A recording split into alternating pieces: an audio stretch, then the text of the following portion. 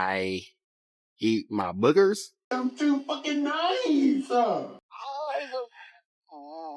Definitely. I'm about to cry with a boner.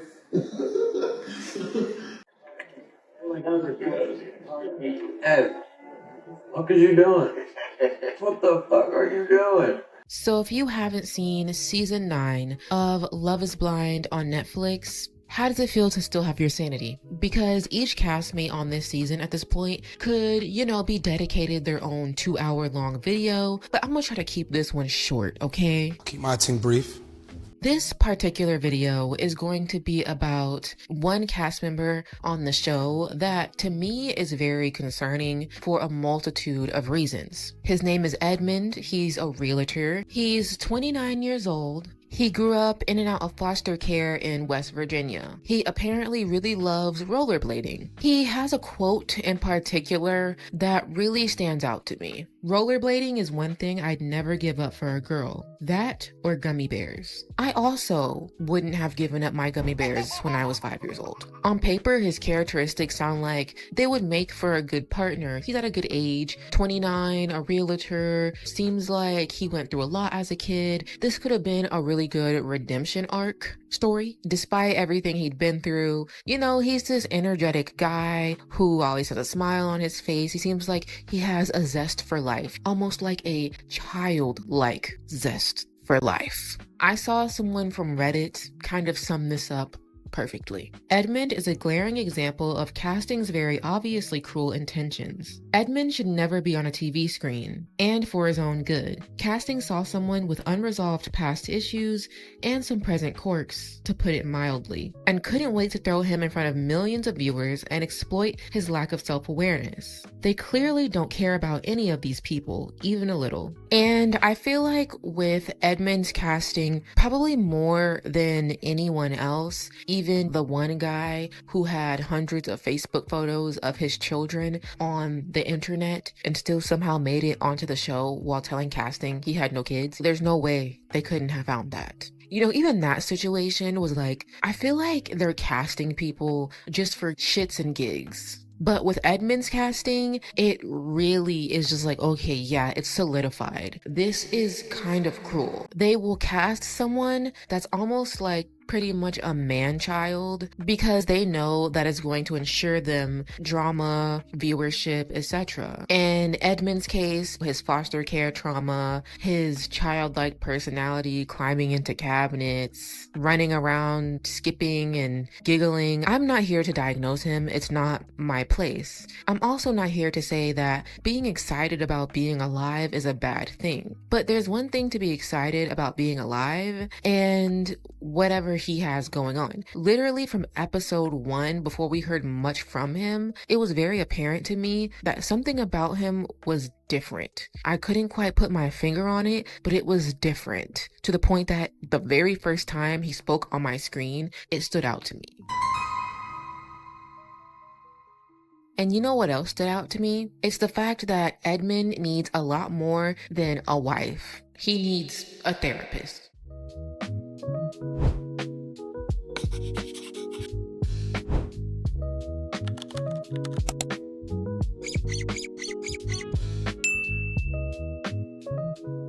Now, before we dig too deep into Netflix's potentially salacious intentions, I do want to talk about Edmond a little bit more and some things that he could take accountability for. So Edmond ended up connecting with Kalybriah, aka KB, and they obviously later got engaged. Now that we've gotten all of that out of the way, I want to fast forward to the first incident that made me look at him like he was crazy. As you guys know, if you watch the show, or maybe if you don't watch the show, essentially after all the couples that, are gonna get engaged, they send them off on a trip. Now this trip was in Mexico, and they always have this mixer during the trip where all the couples come together and meet for the first time. Obviously all the guys guys know the guys, all the girls know the girls. But aside from that, the guys have never seen any of the other women and vice versa. So this meeting is typically pretty messy because sometimes the couples have buyer's remorse.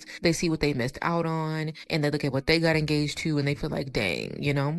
Sometimes it just gets messy for other reasons. In this case, the couples split up. The girls went with the girls, the guys went with the guys. If I remember correctly, this mixer was on day 2. So they're like recounting how the first night went. And during these conversations, Edmund finds out that he's the only guy that was not intimate with his girl. Later on, when they went back to the room, he seemed to be a bit perturbed by this, despite the fact that KB made it very apparent that she did not want to be intimate before marriage. She said that she let him know before they got engaged because she didn't want to trick somebody into getting engaged to her and then spring it on them. So this is information he knew before he proposed to her. But because he found out all the other guys did the do, now all of a sudden it is a problem. And that is when we got the infamous, I'm too fucking nice. It be fucking me up. I'm too fucking nice. yeah. And we're going to talk about this in a more serious way in a second, but I have to show you guys a few of my favorite memes that have come from this. I'm too fucking nice. It be fucking me up. I'm too fucking nice. He's a fucking nice guy, but fuck me up. I'm too fucking nice. It be fucking me up. I'm too fucking nice. I'm too fucking nice. It's fucking weird, yo. I'm just always the fucking nice guy, but fuck me up. I'm too fucking nice.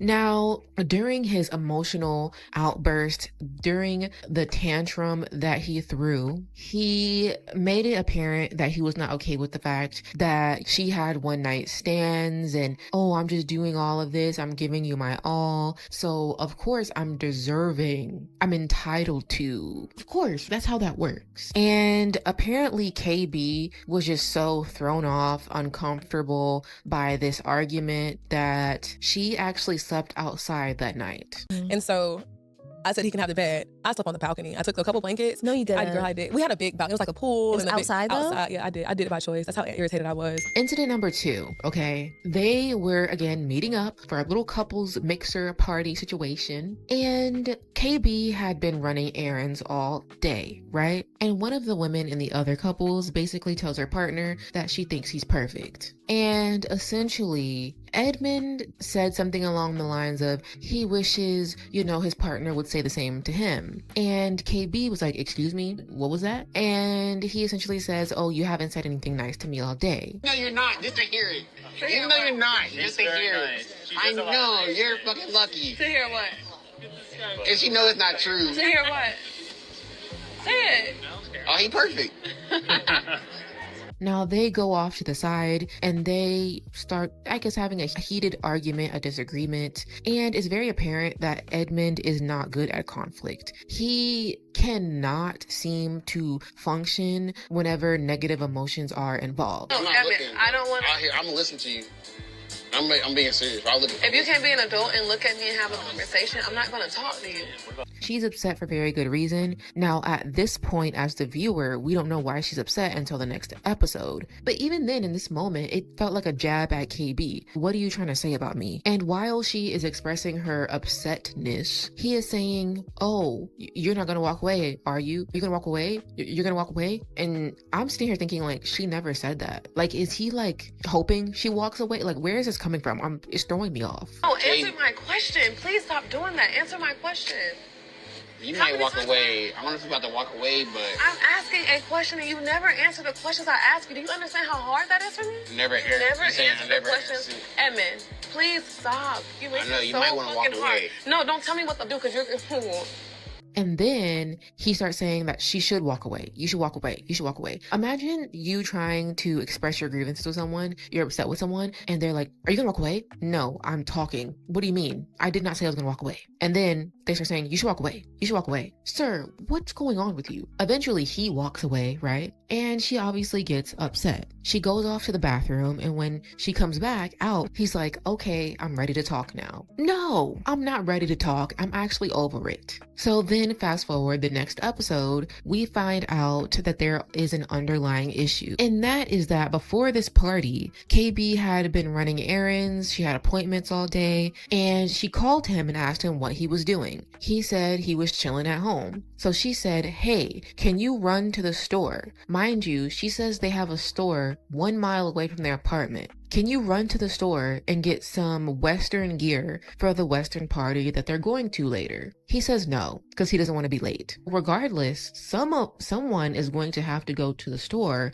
to get the Western gear. And if she's the one that has to do it, that would mean that she would have less time to get ready, despite the fact that she has more to do. But she obliges. She goes to the store and gets the Western gear. And when she comes home, she's obviously upset. And he's trying to talk to her as if everything is normal, and obviously that's not faring well. So we have more context to the disagreement they had the night before. Now, during this conversation that they're having the next day, it is very apparent that Kalybriah is having to overly explain why she's upset, when to a normal adult, it would be very apparent. But she's having to explain from point A to point Z very clearly why she's upset. And I remember watching that scene and thinking, dang, this scene is very long. It seems like they kept it all in, okay? Just so we, the viewer, understand why she's upset, okay? I felt like I was him in that moment, and I was just like, in trouble. That scene was very long, okay? And then very quickly, incident number 3, they got into a disagreement on the way to like an excursion, like snowmobiling or something. And essentially like he was dismissing her. And long story short, she was so upset that she ended up calling him a bitch. Okay, you're fucking talking to me, bitch, because you're not letting me talk. Which, okay, I don't condone name calling. That's a lie. I do condone name calling sometimes. Why did I just lie to y'all like that? But I'm not gonna lie, it was funny. At that moment, I knew she was at her wit's end. And I'm recording this before the wedding episode because at this point, I don't care. If they get married, my point still stands. All of these incidents show very glaring red flags. Edmond has a lack of respect for boundaries. Okay, from the incident in Mexico to even whenever she is upset and clearly just not in the mood, not feeling it, not wanting to talk, whether it was after she came out of the bathroom at the Western party or even before the Western party, whenever she came home and she was upset because he told her no to going to the store. He still kept trying to invade her space and speak to her when she is upset and she just wanted to be left alone. He also seems to have an issue with deflecting and also painting himself out to be the victim. Whenever she's trying to talk to him about her feelings that are valid, he starts getting extremely emotional or deflecting. Like she says, he always says, oh, I love you so much. I love you. I don't want to hear that. I know, No, Edmund, I don't want to hear that. No, we're not talking about that right now. You're deflecting from the point, and that doesn't resolve anything. Also, him constantly crying and throwing tantrums and saying, oh, you don't say anything nice, just say something nice. Say something nice. You can say something nice then backhand me, but say something nice. Or just say something nice though, really. Just say something nice. You want her to say something nice? I just asked you, hey, as my partner, if you could take something off my plate, which is another thing that she mentioned. She is a self-sufficient, college-educated woman, and she wants a partner that's going to be able to take things off of her plate. And in that moment, despite the fact that you were doing nothing, you said no. So no, she's not going to tell you something nice in that moment because she's clearly upset, and she shouldn't have to go out of her way to be overly nice to you when you literally went out of your way to not be overly nice or of service to her in that moment. Why do you expect something from her that you're not giving? He blamed her for making him feel unappreciated and not himself for not doing anything worth appreciating. And it's not lost on me that KB is a social worker, okay? She is a social worker who has to deal with complex situations all the time at work, has to deal with people of all different mental capacities, living situations, etc. And then has to come home to a man that she also has to stay clocked in for. She's really putting that social work degree to use, okay, with this one. I want to talk a little bit about infantilization in this scenario, because if she stays with this man, this is going to be a textbook definition of infantilizing a man, okay? She's going to be his mommy. Infantilization is the prolonged treatment of someone as if they are much younger than they are. What we're seeing with Edmond is a clear lack of maturity. He seems to have a lack of emotional maturity and maybe maturity overall, maybe being a bit mentally, emotionally stunted. I'm sure going in and out of foster care was traumatic, so who really knows what's going on? Like I said, it's not my place to judge. I'm just making observations. Due to him not being able to, or maybe just refusing to, understand her points when she's upset, she now has to overly explain things to him and break things down to him almost as if he's a child. And also, in the scenario of him not wanting to go to the store for her, she's now being put in a position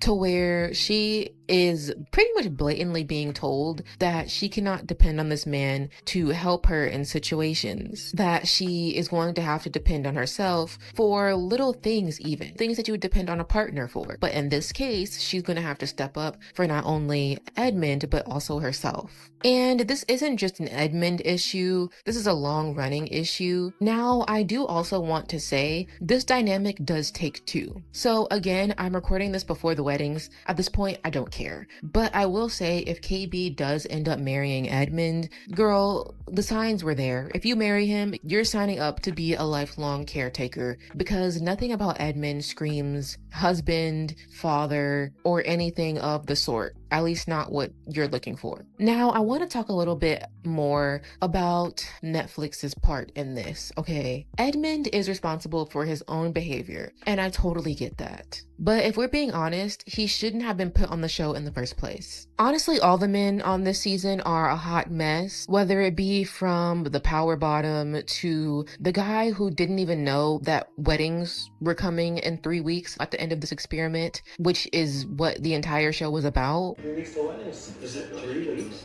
Yeah, weddings in 3 weeks. Yeah. The wedding is in 3 weeks. 3 weeks, man. 3 weeks.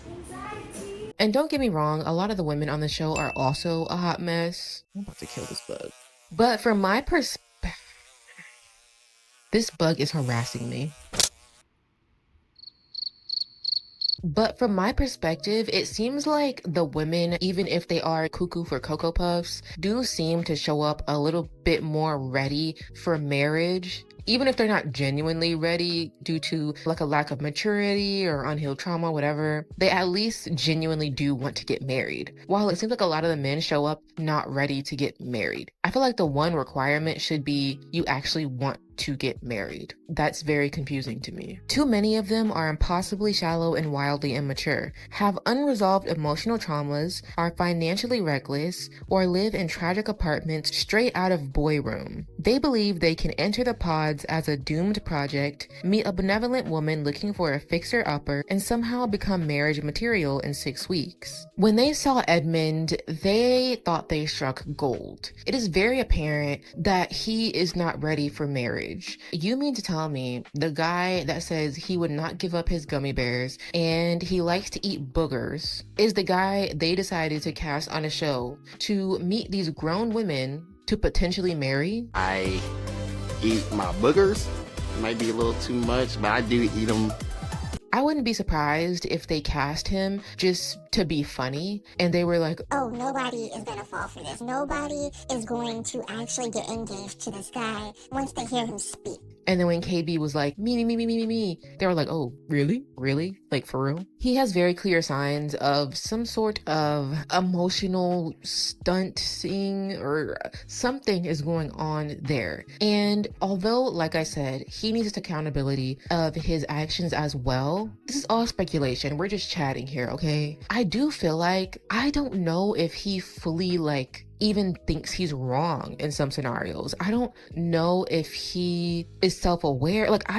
I feel like he is being taken advantage of. Edmond can't even handle one person, that being KB, being upset with him without him throwing a temper tantrum. Imagine how it's going to feel when there are millions of people, you know, having opinions like me or something to say about him on the show. And imagine if, again, we don't know, what if he doesn't realize that he's emotionally stunted or whatever is going on? And this can be very disorienting, possibly. I don't know. All I know is it was messed up putting this guy on TV. I understand they want drama, but this one should have been a no. I would even argue that putting him on television is a bit unethical, if I'm being honest. Look, I know reality TV is supposed to be messy, okay? Half of us wouldn't watch if it wasn't. But at the end of the day, although it is fun to watch in the moment, when the camera's cut off, he's gonna be left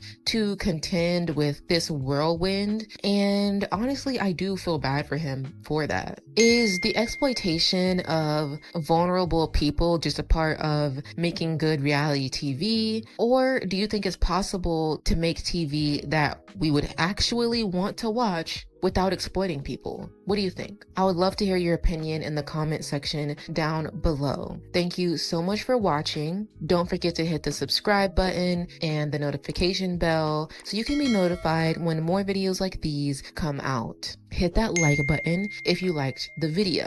Thank you guys so much for watching. I'll see you guys next week. Bye-bye.